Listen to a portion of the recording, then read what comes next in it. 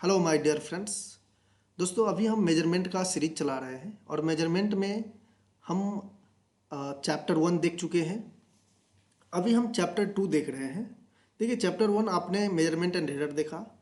अभी चैप्टर 2 में हम लेक्चर 1 देखे थे, बेसिक्स ऑफ ब्रिज, जो चैप्टर ब्रिज के अंदर में आता है।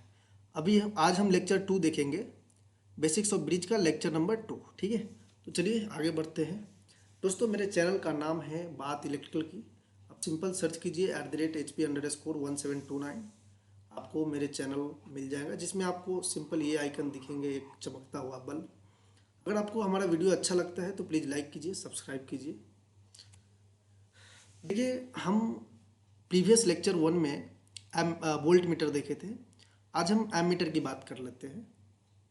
देखिए वोल्ट मीटर मैंने आपको बताया था कि जब भी हम वोल्ट मीटर की बात करते हैं तो वोल्ट मीटर हमेशा किसी भी एलिमेंट के अक्रॉस वोल्टेज मेजर करता है, और वोल्टेज मेजर करने के लिए वो किसी एलिमेंट के पैरेलल में कनेक्टेड रहेगा।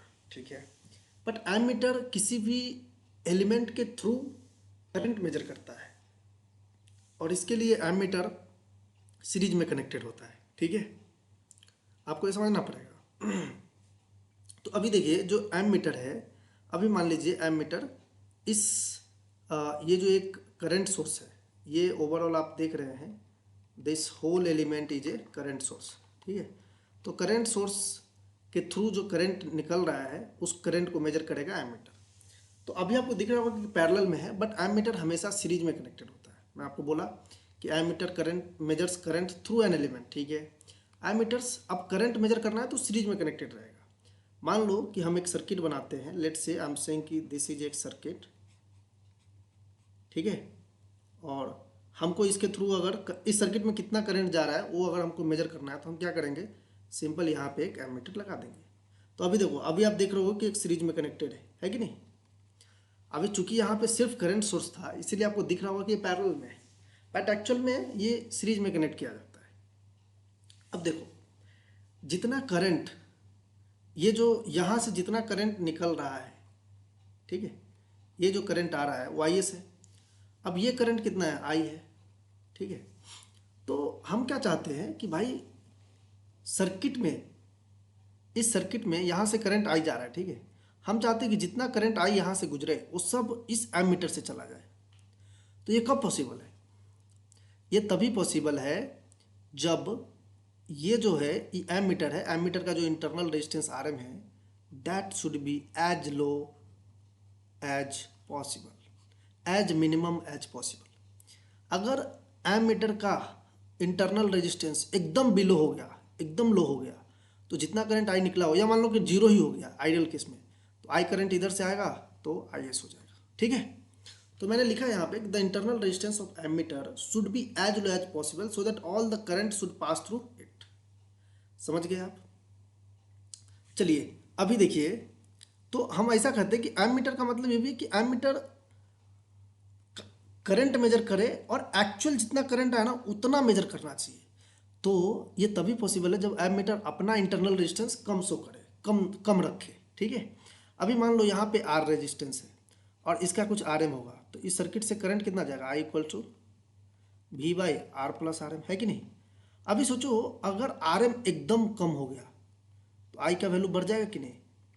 तो हम क्या चाहते हैं कि इस सर्किट में जितना मैक्सिमम करंट जाए उतना मेजर कर ले। ये तभी पॉसिबल है जब आप आर एम को जीरो कर दो, मिनिमम कर दो। ये आइडियल केस में पॉसिबल है, ऐसे पॉसिबल नहीं हो सकता है। तो देखो आर एम, अगर हम आइडियल केस की बात करें तो जो इंटरनल रेजिस्टेंस है एमीटर का वो कितना होना चाहिए, जीरो होना चाहिए, बट एक्चुअल में ऐसा होगा नहीं। उस कंडीशन में जो करंट आएगा that will B maximum current measure करेगा। प्रैक्टिकल कंडीशन में आर एम कभी भी जीरो नहीं होगा। ठीक है, वो नॉन जीरो होगा, ये आपको ध्यान रखना है। अब सोचो इस कंडीशन में इस आई को हम लोग बोलेंगे नॉर्टन करंट। जब ये शॉर्ट हो, जब हम इसको शॉर्ट कर देते हैं ना, तो इस करंट, इस एलिमेंट से, यानी इस शॉर्ट पाथ से जो करंट जाता है दैट इज नॉर्टन करंट्स। तो अगर मान लो ये करंट आई है और इसको आप शॉर्ट कर दिए तो पूरा का पूरा करंट इधर जाएगा। तो एमीटर जो है ना एक्चुअली नॉर्टन करंट मेजर करता है। ठीक है, वही चीज़ लिखा है यहाँ पे, द वाइंडिंग ऑफ एमीटर। अब हम एक चीज़ देख लेते। देखो हमने आपको बोला ओवरऑल इसको मान लो कि आर एम क्या होना चाहिए, आपको पता है कि एज लो एज पॉसिबल, ठीक है। आर एम का फॉर्मूला क्या लिखोगे, रो एल बाई आई। अब क्या होता है, रो एंड एल को हम लोग कांस्टेंट रखते हैं, ठीक है, रो एंड एल को हम लोग कांस्टेंट रखते हैं। अब सिंपल ए पे आता है, अगर आर का वैल्यू जितना कम होना चाहिए उतना, जितना पॉसिबल उतना कम रखो। ये कब पॉसिबल है, जब एरिया जितना ज़्यादा हो सके। तो इसीलिए जो वाइंडिंग ऑफ एमीटर होगा ना वो क्या होगा, थिक। सो इसीलिए जो एमीटर का वाइंडिंग होता है वो थिक वायर से बना होता है। ऐसे ही हमने आपको वोल्ट मीटर में दिखाया था कि जितना वोल्टेज ज़्यादा हो सके, I mean internal resistance ammeter का कितना हो सके बताओ, एमीटर का वोल्ट रेजिस्टेंस जितना ज़्यादा हो सके, ठीक है, जितना ज़्यादा हो सके उतना बेहतर होगा, ठीक है। तो उस कंडीशन में उसका थिन वायर से बना होगा उसका वोल्ट मीटर का वायरिंग। आई थिंक आपको समझ में आ गया होगा। तो देखो हम फाइनल कंक्लूजन एक देख लेते हैं।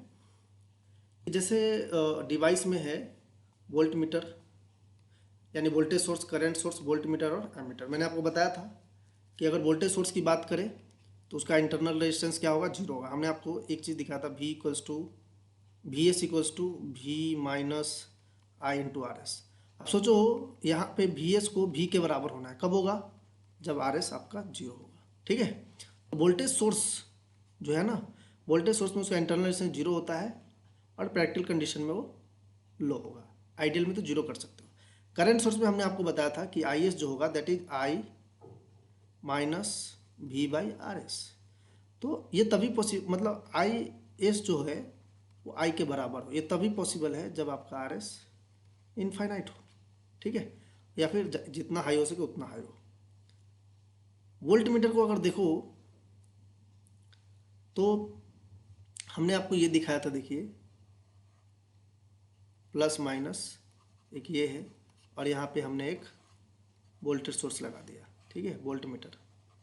अब हम चाहते हैं कि यहाँ से करंट एकदम जीरो जाए। ये कब पॉसिबल है, जब वोल्ट मीटर, जो वोल्ट मीटर है ना उसका इंटरनल रेजिस्टेंस क्या हो जाए, एकदम इनफाइनाइट। अगर इनफाइनाइट हो जाएगा, ये एक्चुअली मैंने यहाँ पे गलत लिख दिया है, ठीक है, ये इनफाइनाइट होना चाहिए। अगर वोल्ट मीटर का इंटरनल रेजिस्टेंस एकदम हाई हो जाए तो क्या होगा, अगर एकदम हाई होता है तो आपको ये थेवेनिन वोल्टेज मेजर करेगा, ठीक है, यानी एज हाई एज पॉसिबल, यानी ये भी हाई होना चाहिए, ठीक है। आपको समझ में इसको ध्यान रखना है, ठीक है। तभी देखो ना यहाँ पे भाई, इसमें करंट जीरो जब जाएगा तभी तो वोल्ट मीटर का जो रीडिंग है वो क्या होना चाहिए, वी एस हो जाएगा। तो वी एम क्या हो जाएगा, वी एस कब हो जाएगा, जब इससे करंट जीरो कब जाएगा, कब करंट जो जीरो है कब जाएगा, जब वी एम का जो इंटरनल रेजिस्टेंस है वो इनफाइनाइट हो जाएगा। समझ रहे हो। अब एम मीटर मैंने आपको बताया अभी, ठीक है, आई थिंक आपको समझ में आ गया होगा। अब ये क्वेश्चन देख लो, क्वेश्चन नंबर 1 है। क्वेश्चन नंबर 1 कह रहा है कि a man holds both the terminals of 500 volt megger but is still safe due to. भाई मेगर है, मेगर का जो दो टर्मिनल है, मान लो कि ये एक मेगर है, प्लस माइनस, लेट से एक इधर से निकला एक इधर से, ये रेड है और ये ब्लैक है। अब एक आदमी ने क्या किया, इसको और इसको दोनों को टच कर लिया तो क्या होगा, देखो भाई वो सेफ होता है, स्टिल इज स्टिल सेफ। कितना वोल्टेज पे, 500 वोल्ट पे। क्यों होता है सेफ, देखो आपको पता होगा कि किसी भी इंसान को अगर मतलब डैमेज करना है ना तो 30 मिली एम्पियर करंट सफिशिएंट है, सिर्फ 30 मिली एम्पियर करंट सफिशिएंट है उसको डैमेज करने के लिए इंसान। मतलब वो तभी सेफ है जब उससे लो करंट जा रहा होगा। हमें ये नहीं पता कि बॉडी का रेजिस्टेंस ज़्यादा है कम है, इसका रेजिस्टेंस ज़्यादा है कम है, ठीक है, आईआर का। हम एक ही चीज़ जानते हैं कि भाई करंट कम गया है तभी जाकर के वो बंदा बचा हुआ है। तो ये आई थिंक आपको समझ में आया होगा, ठीक है। नेक्स्ट है क्वेश्चन नंबर 2 कि for a given electrical circuit determine the value of R such that no power is dissipated across 2 ohm resistance. देखो 2 ओम रेजिस्टर किधर है, ये है भाई। सबसे पहले ये बताओ is it bridge, question number 1 इसमें ये है कि इज इट ब्रिज क्या ये ब्रिज है? जरा सोच के बताना, क्या ये ब्रिज है? तो यस, दिस इज ब्रिज। कैसे पहचाने ब्रिज है? देखो ब्रिज में क्या होगा,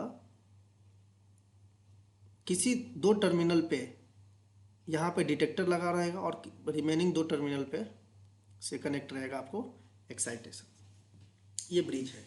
कभी कभी क्या करता है, जो ए बी है ना, वो इसी टर्मिनल पे दे देगा और पूछ देगा कि बताओ सर्किट बैलेंस है या नहीं। पहले तो ब्रिज ही नहीं है तो बैलेंस का सवाल ही नहीं होता, ठीक है। और ये ब्रिज है, बट ठीक है, तो यस ब्रिज है। अब इस ब्रिज में बोल रहा है कि no power is dissipated in this 2 ohm. अब 2 ओम जो है ना, ये गैल्वेनोमीटर की जगह पे लगा हुआ है, करेक्ट है। तो जब इस मान लो यहाँ पे भी गैल्वेनोमीटर है जिसका इंटरनल रेजिस्टेंस 2 ओम है, तो उसके थ्रू पावर क्या हो जाएगा? पावर थ्रू गैल्वेनोमीटर क्या होगा? आई स्क्वायर आर और V square by R. But ये क्या बोल रहा है? जीरो है। इसका मतलब क्या है? या तो करंट जीरो है और वोल्टेज जीरो है। करंट जीरो मतलब मैंने आपको बताया था ओपन सर्किट, वोल्टेज जीरो मतलब शॉर्ट सर्किट, ठीक है। तो अभी एक चीज़ तो पक्का है कि भाई इसमें कोई करंट या वोल्टेज नहीं है। ये कब होता है? गैल्वेनोमीटर के थ्रू करंट या वोल्टेज जीरो कब होता है? बताओ भाई। बैलेंस कंडीशन पे। आपको पता है ना, बैलेंस कंडीशन पे ही होता है। तो इसका मतलब ये सर्किट तो भैया, ये जो ब्रिज दिया हुआ बैलेंस है। तो बैलेंस में आप क्या करते हो? सिंपल सिंपल आप क्या करोगे? 3 × 1 this is equal to R × 1। ऐसे करोगे ना तो आर का वैल्यू क्या हो जाएगा? 3 ओम। मतलब ये जो वैल्यू है सो, और ये वैल्यू तिरछा वाले को मल्टीप्लाई करो, दिस इज इक्वल टू ये तिरछा वाले को मल्टीप्लाई करो और इक्वल कर दो, आपको वैल्यू मिल जाएगा, ठीक है। तो option is B option. Next अब कह रहा है कि what should be the main characteristics of null detector in a bridge element. अब जो हम ब्रिज बनाए हैं, ठीक है,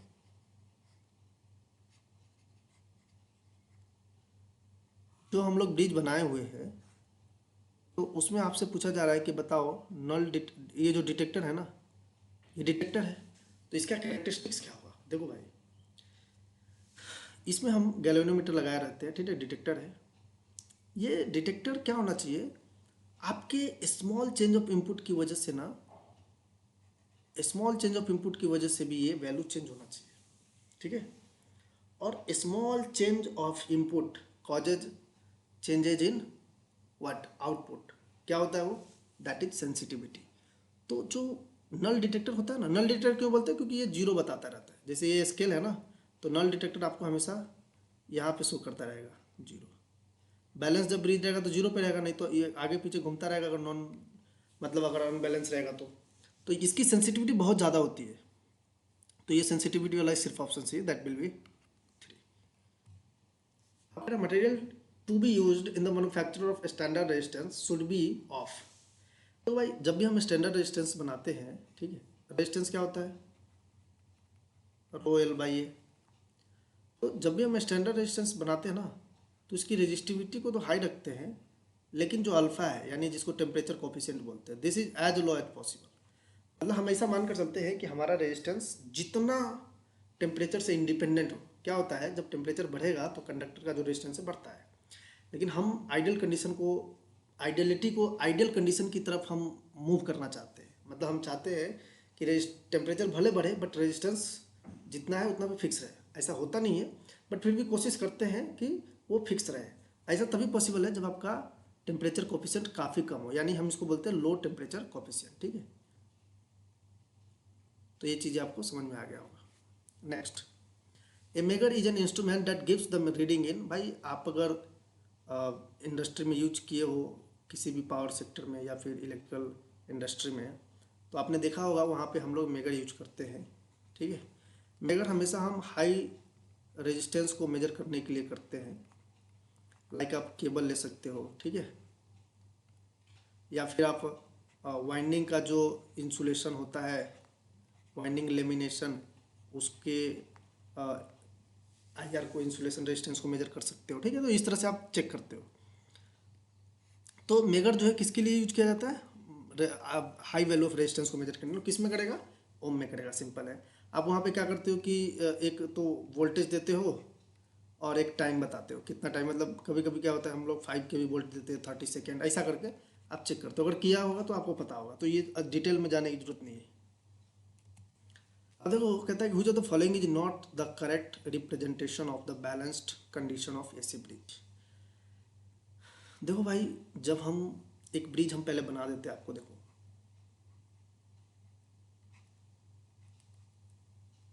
आपको अगर ध्यान हो तो जब मैंने ब्रिज बनाया था तो मैंने एक चीज़ आपको तो पक्का बताया था भाई, ठीक है। ये देखो, हम यहाँ पे अभी एक एक्साइटेशन दे देते हैं, एसी एक्साइटेशन, और यहाँ पे एक डिटेक्टर लगा देते हैं, ठीक है। Let's say this is Z1, Z2, Z3, Z4। Okay okay, now यहाँ पे देखो, अच्छा इसको ऐसे बोल दो Z1, Z1, Z2, Z3 and Z4, ऐसे कर लो, ठीक है ठीक है। तो जब मैं आपको बताया था कि ये तभी ब्रिज जब बैलेंस होगा तो Z1, Z4 this is equal to Z2, Z3, ये बताया था। ऑब्वियसली यार बताया ही होगा, नो डाउट एट ऑल, नहीं बताने का तो सवाल ही पैदा नहीं है, ठीक है। आप इसको सिंपल एक काम कर लेना, मतलब मैं ब्रिज को ना उसके हिसाब से चेंज कर रहा हूँ जो ऑप्शन दिया गया, Z2, Z3, Z4, तो भी सेम ही रहेगा। अब देख लो, अगर इस कंडीशन में जब मैं एसी की बात किया था तो मैंने आपको बताया था कि एक तो आता है मैग्नीट्यूड कंडीशन और दूसरा आता है phase condition, phase angle condition, ठीक है, फेज एंगल कंडीशन। अगर ये आपको पढ़ना है तो आप सिंपल लेक्चर 1 में जाओ, मैंने वहाँ पे सारा डिटेल बताया हुआ है। तो मैग्नीट्यूड कंडीशन में देखो ये फॉलो कर रहा है, Z1, Z4 equal to Z2, Z3, ये एंगल कंडीशन को फॉलो कर रहा है। अब देखो, अगर यहाँ पे करंट अगर जीरो है, मतलब जब बैलेंस होगा तो करंट जीरो होगा, तो जो करंट यहाँ से जाए, तो आप इसको सिंपल ओपन कर सकते हो, तो जो करंट यहाँ से जाएगा, यानी अगर मान लो I1 जा रहा है तो यहाँ पे I3 होगा, तो जो I1 जाएगा वही I3 होगा, तो जो I1 जाएगा वही I3 होगा, और जो I2 जाएगा वही I4 होगा, है कि नहीं, तो वही I4 होगा। तो ऑप्शन देखो कौन कौन सा सही है, एक A C D सही है, तो ऑप्शन बी सही नहीं है, मतलब आंसर आपका ये है, क्योंकि नॉट करेक्ट पूछ रहा है ना, नॉट करेक्ट, तो option B will be correct, ठीक है। अब इस क्वेश्चन को देख लो, कहता है determine the unknown resistance R in the given network if the galvanometer reads zero. Reads zero का मतलब क्या है, बैलेंस्ड ब्रिज है, बैलेंस्ड ब्रिज। अब बताओ भाई, जब ब्रिज आपका बैलेंस होता है तो सिंपल क्या होता है, P into S this is equal to Q into R. R का वैल्यू पूछ रहा है, PS अपॉन क्यू कर दो, कौन सा ऑप्शन देख लो, PS upon Q, PS upon Q, PS upon Q, this, ठीक है, ज़्यादा दिक्कत नहीं है। इस क्वेश्चन को देखो भाई, बैटरी करंट IB, इधर गया बैटरी करंट IB, ठीक है, ये दिया हुआ है भाई। देखो ये बैलेंस का कंडीशन दिया हुआ है, देखो ये आपका HW है, आप इसको बनाओ और हमको कमेंट में आंसर बताओ। बहुत सिंपल क्वेश्चन है भाई, ये अगर आप कर लिए तो मेरे हिसाब से बहुत मजा आ जाएगा, ठीक है। आप कमेंट में इसका आंसर दो। इस क्वेश्चन को देखो, the bridge shown in figure Z1, Z2, Z3, for what value of Z4 the bridge will be balanced. Okay, bridge value balance मतलब ये जो डिटेक्टर है ना, ये डिटेक्टर मतलब इससे करंट जीरो जाएगा। करंट जीरो मतलब या तो इसको ओपन कर दो, ओपन सर्किट, और एट द सेम टाइम आप शॉर्ट सर्किट भी करते हैं। मैं क्या करता हूँ, ओपन सर्किट कर देता हूँ, एकदम बढ़िया रहेगा। जो भी है, आप क्या करोगे, जब मतलब ब्रिज बैलेंस है तो इसमें क्या होगा, Z1, Z4 this is equal to Z2, Z3, ये होता है। तो आप सिंपल Z1 का वैल्यू डालो, Z1 10 एंगल 0 डिग्री, ठीक है, इंटू Z4 कितना है, Z4 निकालना है, Z2 कितना है 1, अच्छा सॉरी, Z1 जो है आपका 50 एंगल 10 डिग्री है, ठीक है, और Z2 जो है 10 angle 0 degree into Z3 150 angle minus 10 degree, ठीक है। तो अगर Z4 का वैल्यू निकालो तो कितना हो जाएगा, 1500 एंगल, देखो एंगल जुड़ जाता है मल्टीप्लिकेशन में, minus 10 degree divided by 50 angle 10 degree. तो अगर देखो तो 50 से काटोगे तो 30 मरतब में कटेगा, 30 एंगल, ये -10 था, और जब डिवीजन में रहता है तो ऊपर जाकर के अपना साइन, अगर प्लस है तो ऊपर जाकर माइनस साइन हो जाएगा, -10, तो कितना, 30 एंगल माइनस 20 डिग्री, कितना हो जाएगा, option B will be correct. अगर आपको लगता है कि इस फेजर में आपको दिक्कत आ रहा है तो आप मेरे को सिंपल बता सकते हो, मैं आपको बता दूंगा। या फिर जैसे मैंने यहाँ पे तो सिंपल निकाल लिया, मैंने मैग्नीट्यूड कंडीशन और फेज एंगल कंडीशन को एक ही साथ रख के किया है। अगर आपको ज़्यादा दिक्कत है तो सिंपल आप क्या कर सकते हो, पहले मैग्नीट्यूड कंडीशन लगाओ। मैग्नीट्यूड कंडीशन में क्या करोगे, simple Z1, Z4, Z2, Z3, Z1 कितना है, Z1 आपका है 50, Z4 को x मान लो, Z2 कितना है 10, Z3 1500, तो x का वैल्यू कितना आ जाएगा 30। अब निकाल लो फेज एंगल कंडीशन, दूसरा फेज एंगल कंडीशन क्या करोगे, θ1 plus θ4 this is equal to θ3 plus θ2। तो यहाँ से जब आप निकालोगे तो थीटा जो 4 आएगा दैट विल माइनस पॉजिटिव, यही आंसर होगा। ठीक है, आई थिंक इसमें कोई बड़ी बात नहीं है। तो दोस्तों इतना ही आज के लिए। अगर आपको वीडियो अच्छा लगता है तो प्लीज़ सब्सक्राइब कीजिए, लाइक कीजिए, शेयर कीजिए एंड कमेंट कीजिए। कमेंट तो आपको करना ही है जैसा कि मैंने आपको क्वेश्चन दिया है। Okay, so thank you very much.